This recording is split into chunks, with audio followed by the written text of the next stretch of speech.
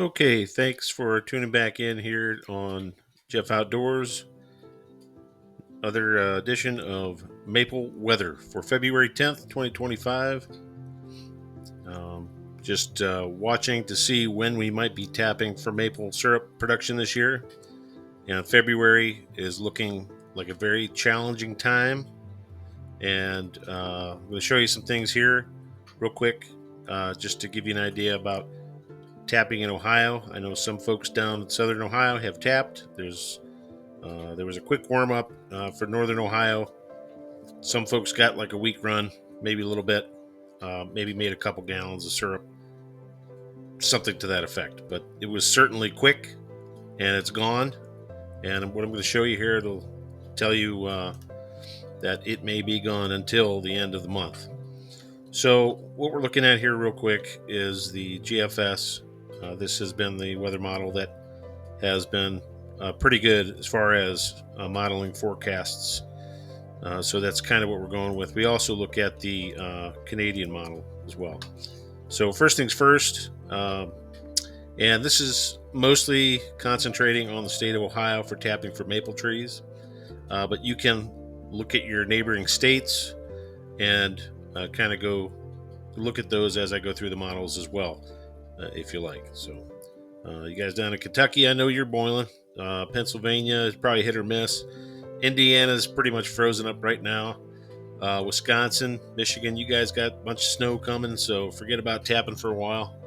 I know there's been some folks up, even in Vermont, that have been making a little syrup. So it's pretty hit or miss. We had that quick warm up, but like I said, it's here and gone. So as we start looking into this model here, February 11th, which is tomorrow. So what you're looking at, that is now, and then we move into Tuesday, and that big snowstorm across parts of Kentucky, southern Ohio, southern Indiana. That's all going to head east. So you guys down there, you guys are going to get a bunch of snow here. But southern Ohio, you probably get some snow. So that'll maybe shut down your season for tapping and gathering sap. We're still cold up here in northern Ohio through Wednesday. You can see the date up here if you need to look. And as we go along, you can look back west there and you see other snow systems building. And for coming into Thursday,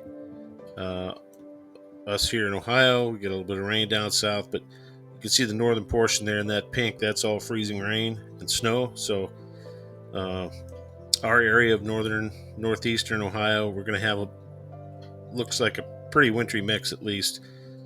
Some rain, unfortunately, which I'm not a fan of, but that freezing rain, and then it's going to move out with snow on the back end there. So it's going to get a little mucky maybe for a day, but then it's going to freeze back up, get a little snow, and that'll take us on into the weekend. Weekend looks like we have some chances of snow and rain, freezing rain, a little bit right there. So that's Saturday, northeast, northwest Ohio, a little bit more snow, some rain, probably at least, I don't know, if you're,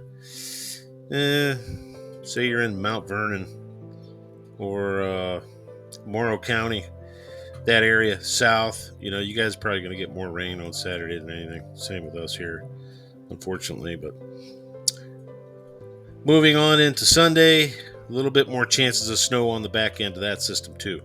So just a little go back, rewind, go back forward. Wednesday, Thursday, bam.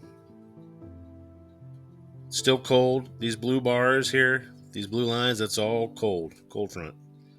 And that's going to keep us cold again into Saturday, Sunday, and moving on through. It's cold all the way to the following week. We're going to get some snow probably the following week, and then chances of it staying cold through the end of next week is highly likely. So as of right now, we may not be tapping for another 2 weeks, or we tap in 2 weeks and then we chance it last week of February, and then going into March, and we don't know what March is going to do just yet. But if you look at this heavy oscillation looking back west, this is the 26th of February. You can see what this model wants to do is it wants to keep that Arctic air coming. We've gotten plenty of snowstorms in March here in our area of Ohio. So March snowstorms is not out of the picture, and cold. We've had snow on Easter, and we've had snowstorms in April. So it's looking like a very, very cold month, rest of this month.